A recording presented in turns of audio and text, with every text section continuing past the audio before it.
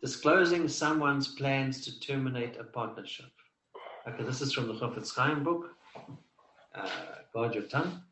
It is if a partner secretly planned to break up his partnership, but ultimately decided not to, you are forbidden to disclose this to the other partner. Such a report will definitely cause ill will. This applies even if many people know about such plans. Likewise, if you know that someone was planning to break the engagement but decided not to, do not reveal the plans to the other party. Okay, you got two scenarios here. Abe told Mr. Shapiro, "It is really amazing how you've been partners with Mr. Bohm for such a long time."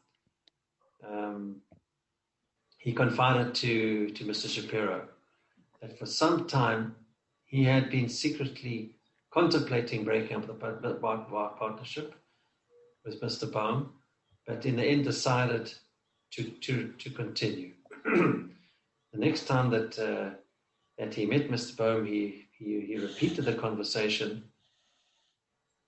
Although Mr. Shapiro had decided not to terminate the partnership, it was good.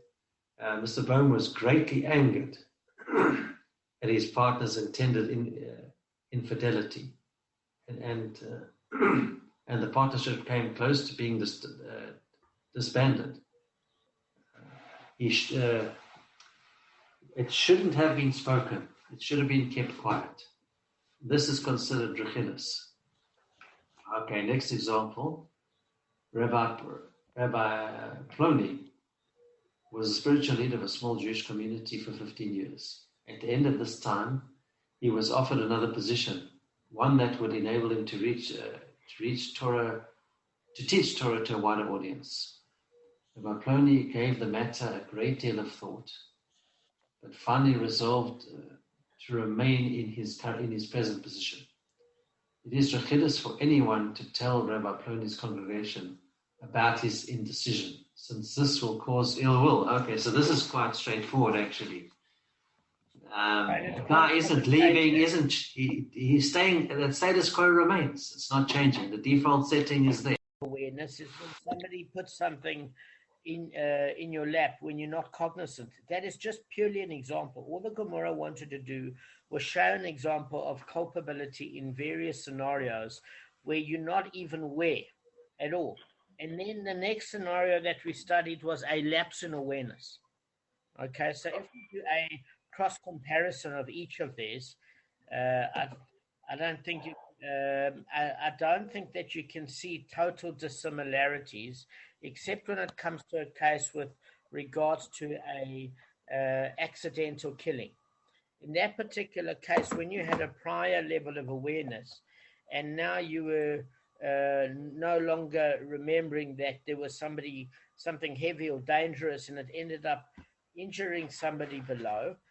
With regards to injury, you still don't have to pay for the additional damages.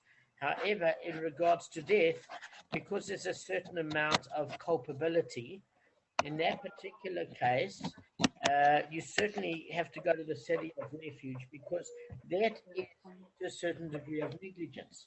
Meaning, if you had a prior state of awareness that something heavy was on your lap and somebody gets tonked and dies below, there's absolutely no doubt that you were aware at one stage. So in Makot, as well as in the Parsha itself, when it talks about the city of refuge and accidental killing, it's using the term lapse of awareness, meaning there is a negligence of being prior aware, just like if you had to fix brakes on a car, or you had to discharge a gun, anything like that. And now it was truly accidental. Why was it accidental? Because you never meant to kill anybody. So Kevin used a great example yesterday, like the axe on a handle. And as Gavin quite rightly said, you have to make sure that your axe on your handle doesn't come off. There's nobody nearby when you're using something that's dangerous, etc. But with regards to breaking Shabbat and what's involved, etc., you're not liable. Why, guys, are you not liable? Guys? Why don't you? Oh, for you talking about the rock case with the rock on his lap. Rock cases. Why would you not be liable in these two cases with regards to Shabbat? What constitutes liability? I'm testing you guys. Intention. Yes, it is intention, and carry on with that. Explain why. What do you need to break Shabbat? Let me ask you a specific question. What things do need to be in place? Yeah, in other words, okay, let me ask a very specific question to your Gavin. Arthur knows the answer. He's a Talmud Chacham. He's finished already this chapter. So what we're going to do, it's not that I'm also a bit dazed today. I'm not having a good day, so I'll do my best. An awareness.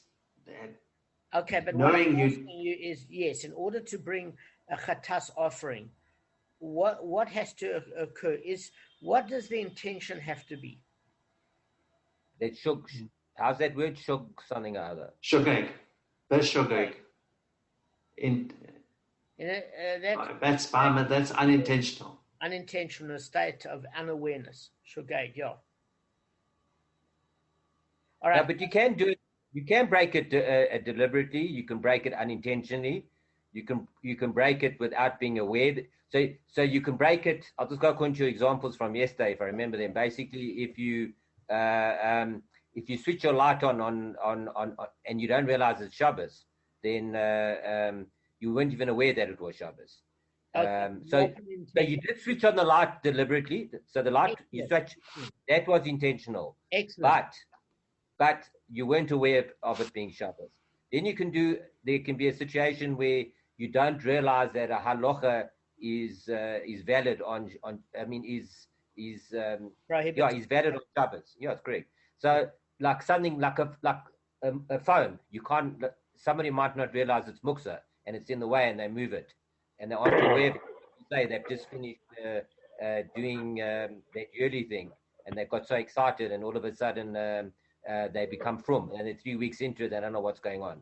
So so that's without being aware that they've broken the halacha. Or they do it deliberately, and then that's a death penalty. Hang on, you said it right. The last statement, I just want to tweak a little bit. Okay. You did, Art, did you want to say something? Yeah, it's like the example you gave yesterday about cutting Shabbos. You get so excited about Shabbos, you go cut flowers, not realizing you're not supposed to cut it for Shabbos. Correct. So your intention was to cut the flowers, but not to break Shabbos. Correct. So Arthur made one tweak improvement to Gavin's, in that it is intentional that you intend to do the act in both cases. You're either not aware that the act is prohibited on Shabbos, or you're not aware that it's Shabbat, but it is intentional. And because it's intentional, you bring a chatas offering.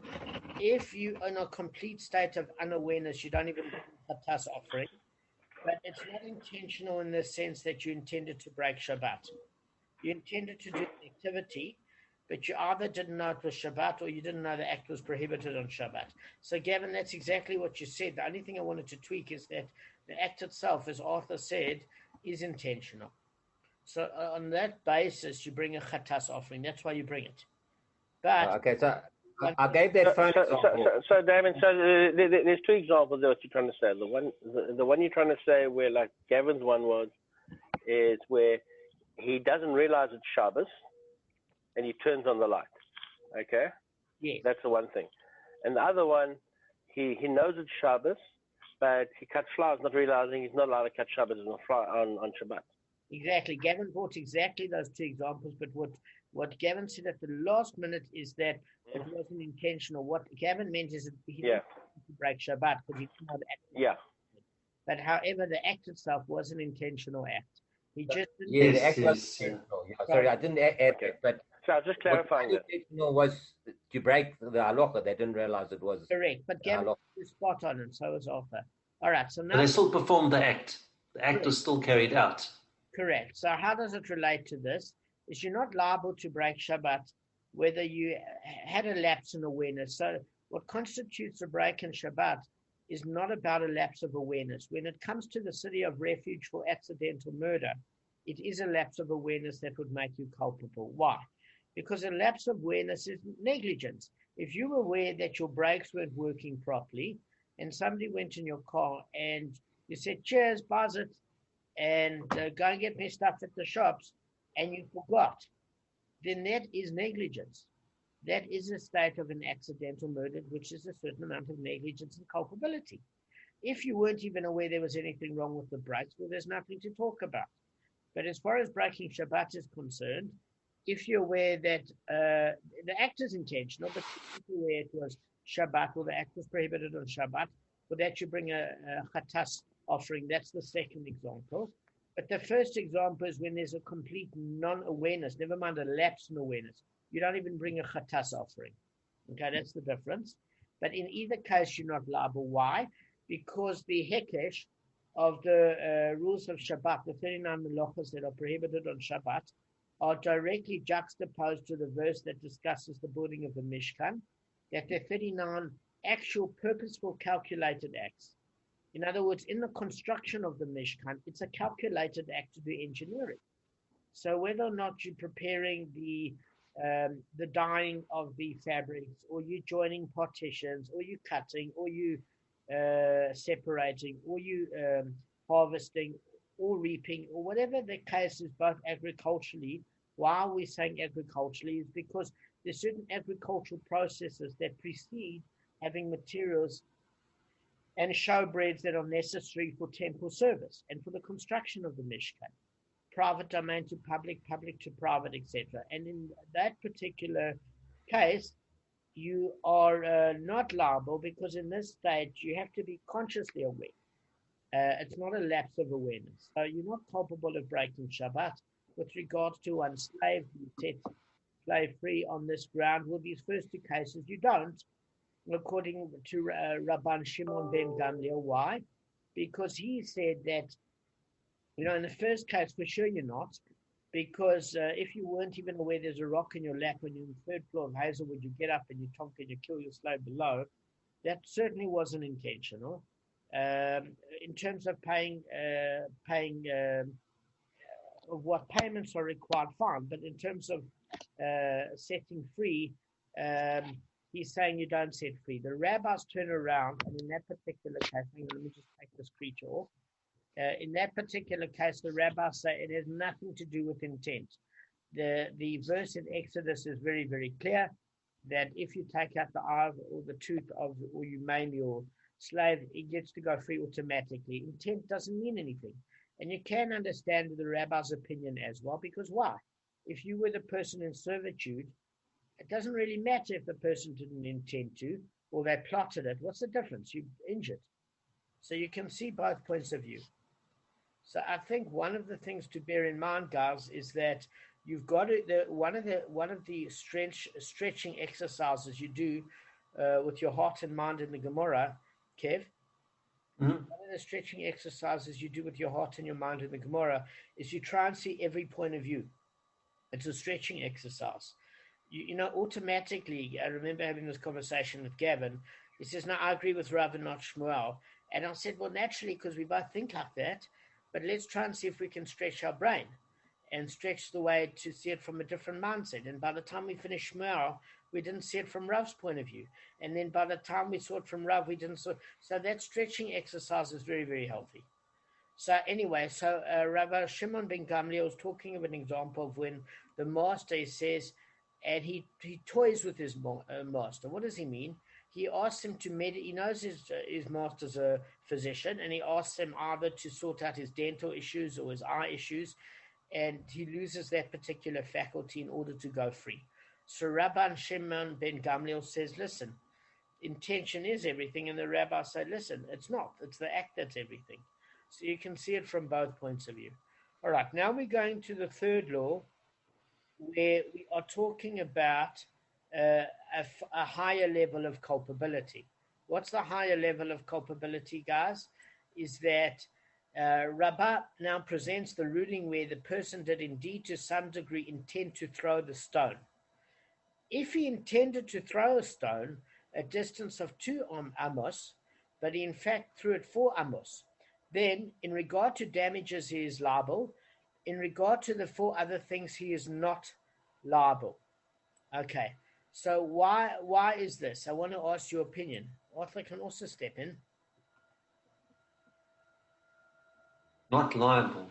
Why is he not liable? No, he's liable for actual damage, and according Yes. to the top part of the Gemara, as well as Rashi is responsible for pain because of the Gezerah Shaba. We're not understanding here quite why there's a contradiction in saying that he's not liable for the four things and it's excluding pain. But be that as it may, you pay actual damage. But why is he not liable for the four extra things, which is pain, medical costs, convalescing, and humiliation? What is the requirement for that? But isn't it because he's a slave? No, we're not talking about the slave here. Gav, the first case. Anybody. Hang on a second. The first case, we're talking about three states of first things. Somebody puts a stone in your lap when you're sleeping, you get up, it causes damage, or it kills somebody.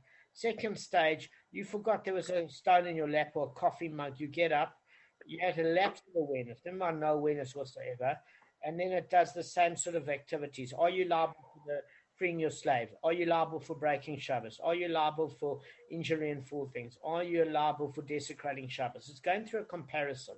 Now it's getting to the third stage of more awareness of hecticness, where a person picked up a stone. He meant to throw it 4 amas and 2 amas, and he threw it 4. In other words, he overshot what he estimated. He didn't mean to tonk and injure a person because he wanted it to fall short. I don't know what the idiot was doing. I have no idea. But he shot short. He didn't shoot short of his mark. He overshot his mark. So the 4 ended up injuring somebody instead of missing them. In other words, if it fell short of a person, it would have missed them. It certainly just tapped them. So what we Can I just ask, Damon, can I just interrupt you 1 second? Sorry. Yeah. For number 1, where the rocks on him, somebody put it on and it fell off. You just pay for damage as well, just damage. That's it.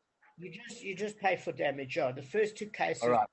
Yeah. First 2 cases are both damage, and this third case now you're saying is just damage as well. Yeah. Why? That's a bit more confusing because. No, I just wanted to get the history. Yes,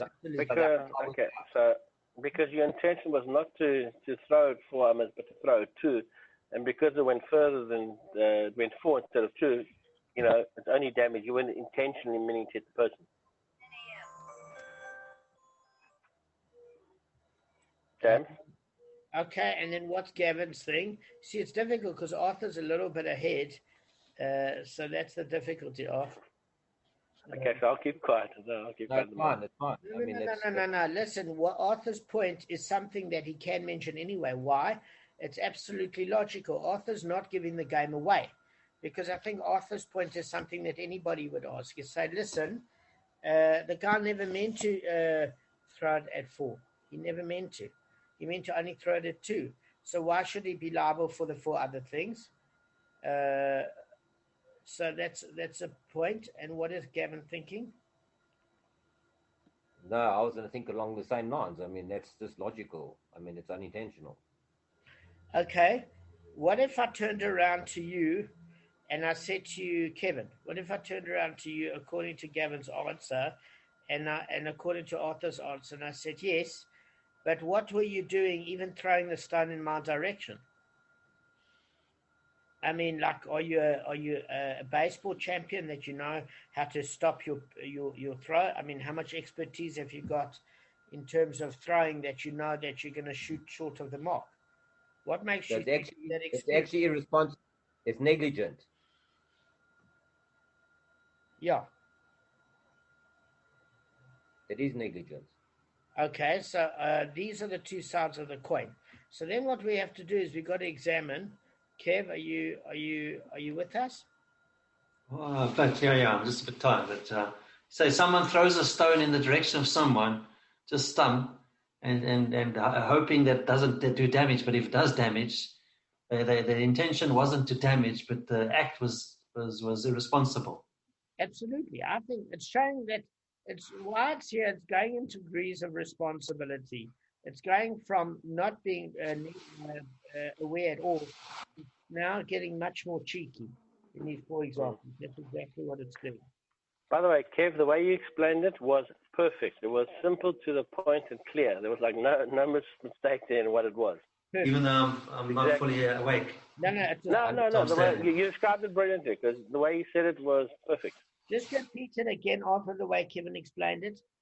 Okay, so Kevin said, I think is when you throw it, right? You're throwing it two and it goes four, and it hits someone. Okay, you're negligent because you were throwing it. So instead of two, you do it again. The way you did it was perfect. You just say it again, Kev. I mustn't leave any stone unturned, yeah, Arthur. Go. Yeah, your turn. Go to sleep and then wake up. Or your turn, Gavin. Don't leave that for your No. turn. You were too Don't leave a perfect. stone unturned till your turn. Okay, Gavin, go for it. Before I go. No, I'm just going to repeat what you said. You said. Okay, should I say it? Yeah. Yeah. You said it So I'll try not to leave any stone unturned here. Okay, Damon. So if someone throws a stone, just throws a stone at just thinking, they don't want to really hurt someone, but they just like people throw bottles, I've seen people. I had a friend once years ago. We were at Long Island iced tea. Remember Long Island iced tea in Ilovo? Yeah. So the bar, you had to walk upstairs. A certain friend of mine, guys don't know him. I haven't seen him for years. He was dropping whiskey glasses down onto Oxford Road. I said, "Are you joking? What if someone can get?" He was doing it for fun. He didn't care, but if someone who got hurt, it's the same thing. He would have been responsible. Same thing. Yeah. So I think you brought up a very interesting point, Gavin. I want to bring a particular point that Kevin brought up now. I didn't know if he knew that he brought it up. There's a higher level of culpability if you're dropping something from a height than when you're overshooting your mark. Oh, really? Okay. Sure, I tell you why.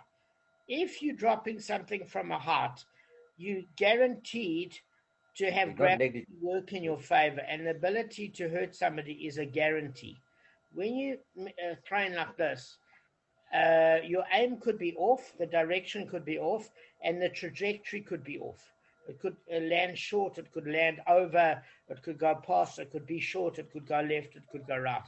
When you're dropping a pot plant or a little shot glass on top of somebody's head, it's very unlikely that it goes off course, and gravity is going to do its work.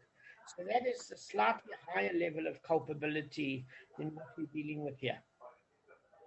I just want to mention one thing, Kevin. You'll enjoy this. A better example than yours.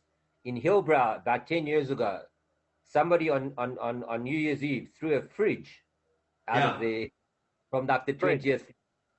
I've got no idea what. I don't think it killed anybody, but that's horrific. It wasn't cool, Kevin, what they did. But it was a hot story at the time. Yeah, exactly. Hot off the press, yeah. But listen, basically, you were completely reckless. But it wasn't negligence according to the exact definition of the Torah of Shmot, Exodus chapter 21, verse 18. So what actually does that verse contain? Is that what you've got to bear in mind is that it's talking about a specific case where you've got guys that let me just see if I, yeah. It says, let me just share my screen, guys. I'll be 1 second. Share my screen. All right. It says, Gavin, read that. When men quarrel, it's gone. Oh my gosh, just hang on. Did it kick you out? Yeah, because I didn't log in, yeah? Oh, okay. Hang on. I've got this cat. Sorry, Gav. Just give me a second. I've got this mums of a furry creature here. Yeah, read.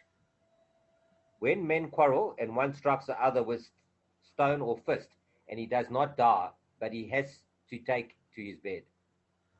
Okay, so look, what we're talking about there is we're saying that if there's a quarrel, if there's an actual argument itself, and somebody picks up his fist or a stone, that's intent to do bodily harm. And for that, you have to pay the 4 other things. So that's a higher degree of responsibility because the intent there is to injure. So what's required to pay the 4 other things would seem an intent to injure. That's what we learn. You okay, mate? So, okay, so those examples of Kevin and I with the fridge and with the throwing the bottles, is that intent? Because, I mean, Absolutely. there's a good chance. Absolutely. With the fridge, there's no way somebody's going to survive. It's going to be like a cartoon character. They're going to be scraping them off with a spatula at the bottom of the ground. And it's going to see this, and that's going to be the end. That's game over. With the shot glass, it'll probably just injure him, but for sure the other one. What we're talking about here is somebody skylarking and throwing a cup. It's not picking up a stone in air when it uses the term 2 men are quarreling. When you pick up your fist or you pick up like this. The reality there, Like that. you want to decimate the other person and stop them from hurting you. Your act is a calculated act to injure the other person. It's a purposeful act. This was just pure reckless stupidity. So you pay for actual damage, but not for more than that. All right, let's go on to the next example. How does this apply now? Now this is the with regards to Shabbat. Now, Hold on 1 second. What? Okay, I think, Damon, I've actually sort of woken up, eh? It's not complicated. No, it's not. I shouldn't say that. We shouldn't get overgone. Can I have a go, Gavin, or you want to go first? Sorry, I had to. Brian was calling me. I didn't even hear what you guys said. The last 30 seconds. Have a go, Kev. Okay, so if you're comparing the, it's all basically doesn't matter about intention. The act was done, and therefore there's liability. In a nutshell. No. What we're saying is, in any point of damage, you have to pay for actual damage. Yes, any damage. You're paying for the actual regardless of intention. Yeah. Damage is a liability. Intention. Yeah. It says whether it was intentional, unintentional, unwitting, willingly, unwillingly. So there you pay for actual damage. The four other payments, pain, medical, convalescing, and humiliation, are paid in a case where you intend. The intent is to do bodily harm. If 2 men are quarreling, so that would be the case. So although this case is a case of recklessness, and it's getting far more closer to that example, we're not there yet. That's all we're saying. You're only paying for actual damage. That's number one. So now we're saying, how does this relate to Shabbat? Are you breaking Shabbat or not?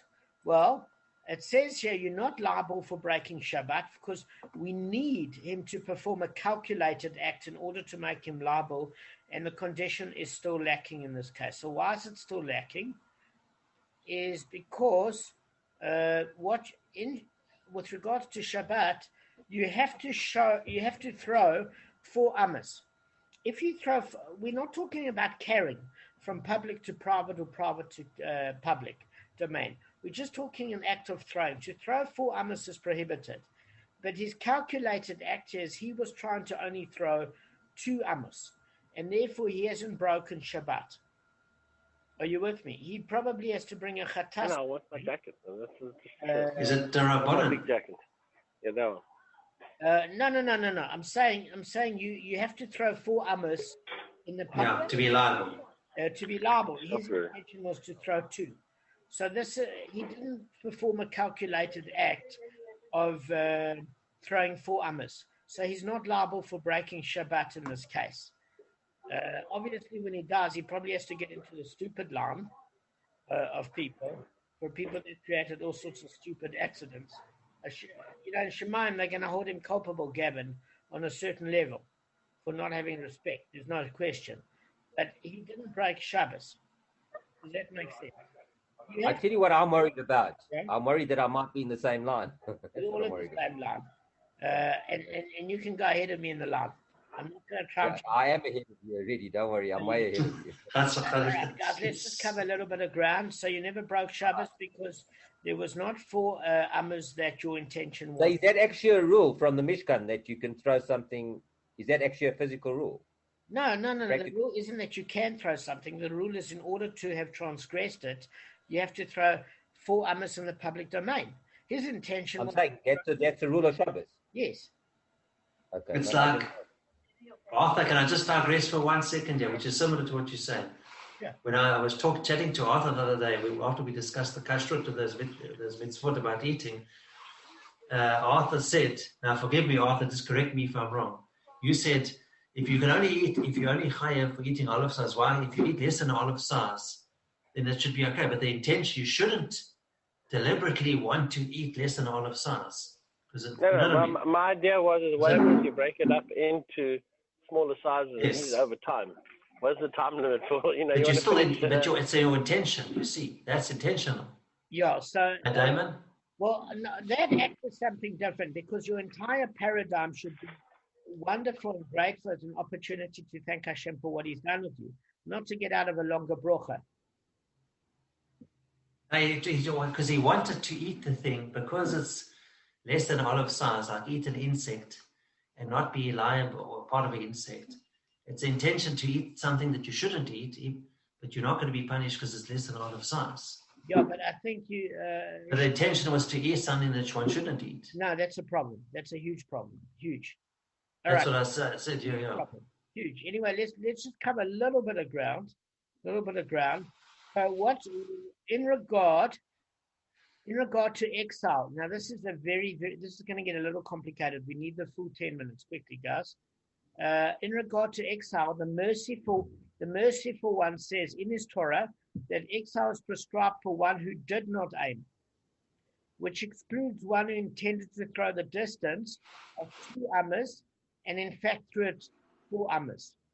So this is quite complicated. Do you want me to repeat it? In exile, did you say exile? Yeah, now we're talking about exile. Guys, we're going from 3 things. Damage, injury. We're then going to did you break Shabbos. We're then going to the case of murder or accidental killing. And then we're going to what's the status if you injure your slave in that regard. Okay? So these are the 4 that are repeated in every case. So now we're talking about exile. Now this is going to get complicated. So let's just go cover some ground. In regard to exile, the merciful one says in his Torah that exile is prescribed for one who did not aim, which excludes one who intended to throw the stone 2 amas and in fact threw it 4 amas. It excluded him. Okay. What is this saying? Does he go to the... is he liable for exile or not? No, he's not. So just repeat that again. It excluded him. I didn't... I didn't drift. I just wasn't listening. No, Kid, sorry, please. Okay. In regard to exile, the merciful one says in his Torah that exile is prescribed for one who did not aim, which excludes one who intended to throw the distance. Yeah, I took it off already. Yes, I put it in front. Are you talking about city of refuge? Is mean exile? Is that what you mean? Exile, city of refuge. Is that what you mean by exile? Yeah, I'm talking about exile is a city of refuge. Why is it a city of refuge? Is you seeking refuge about being killed by the family in vengeance for what act of murder you created to their family member. So you're getting refuge against them. Okay. Guys, I'm going now. I've been released. Ah, fantastic. Mazel tov. And I'm going to go home. All right. Yeah, cool, guys. So I'll see you in about a month and a half, and I'm coming back. Yeah, very funny. Cheers. No, for the second part, yeah. Okay, guys. Yeah, I'm going to leave the meeting. Ciao, guys. Bye-bye. All right. So what we're saying, Kevin, is the city of refuge is known, it's exile. It's the same thing. You're being exiled from the community. You're seeking refuge against the family taking vengeance upon you for the murder of their relative. You've got a certain amount of time to escape, otherwise they can lynch you. So fine. In the time that you're traveling there, on your way there they can do it, but when you reach there they can't touch you. Correct. So in regard to exile, the merciful one, which is Hashem, says in his Torah that exile is prescribed for one who did not aim. Now here, he clearly did aim. Okay, he didn't do the right trajectory, he wanted to go 2 instead of 4. But he aimed in the right direction. And you can, if you didn't aim, say for example, a person was on the left of me and I took a golf swing and I was aiming to the right, but my golf is so bad that it accidentally tonked him, and I had to run to the city of refuge. I can use the city of refuge as a kapora so that I don't pay in the next world because I didn't aim for the guy. I just couldn't aim. But this, it said, is prescribed for one who did not aim, which excludes one who intended to throw the stone of 2 amos and in fact threw it 4 amos. What's it saying is here, you're not being given, Rashi's going to bring 2 opinions, but the one opinion is you're not being afforded the opportunity of a kapora, and you're going to have to pay in full for the next world because you aimed exactly for him. You just thought it would be short of the mark. What are you doing aiming for him? Even if you didn't intend to, even if you didn't intend to kill him, what are you doing aiming in his direction? Yeah, that's a good point. Yeah. So therefore, there's the possibility is someone's is going to be damaged if a guy aims at someone's. If a person gets killed, nobody can turn around and say, well, I'm sorry, I didn't think it would go that far. The court is going to ask him, why did you aim for that person? And therefore, he cannot go to the city of refuge. Now, you think that's a kindness. That's the worst punishment possible. Why? Because a death penalty atones for a murder. The city of refuge atones for accidental murder, that exile. And that if you don't have that opportunity, not you, guys, I never want to use the word you in these contexts. The royal you. The royal you, the pronoun you. That if a person is not afforded that opportunity to pay in this world, you pay in the next. And paying in this world is a far lighter sentence. So therefore, you don't get off. As Rabbi Yosef Mizrahi said, he said, you have a lot of these criminals, these mafiosi, that spend a lot of money on trials trying to get off to pay any sort of penalty in this world for their sins. He said, they think they're so smart. He said, wait till they get to the next world, where every opportunity was afforded to them to incarcerate them and prevent them from creating more sins and to pay for their sins and start paying in this world. They got too clever for their own good. And in this case, the city of refuge is not afforded to somebody like that, according to Rashi's one opinion or explanation, because he aimed in that direction. Now, I've got 4 minutes just to explain the other opinion of Rashi. Okay, now Rashi isn't contradicting himself. Rashi explains the 2 opinions here. So, this is found in Shmot, Exodus 21, verse 13. So I'm going to give you 2 explanations quickly. The verse, and one who did not aim, comes to exclude such a case from the capital penalty stated in Exodus chapter 21, verse 14, according to Tosfot, for a deliberate murder. Rather, the one who overthrew his mark is liable to exile prescribed in this passage for an unintentional killer. So there is a opinion that says, listen, he's not liable for intentional murder. That's the one opinion. That's the opinion that Tosfot discusses.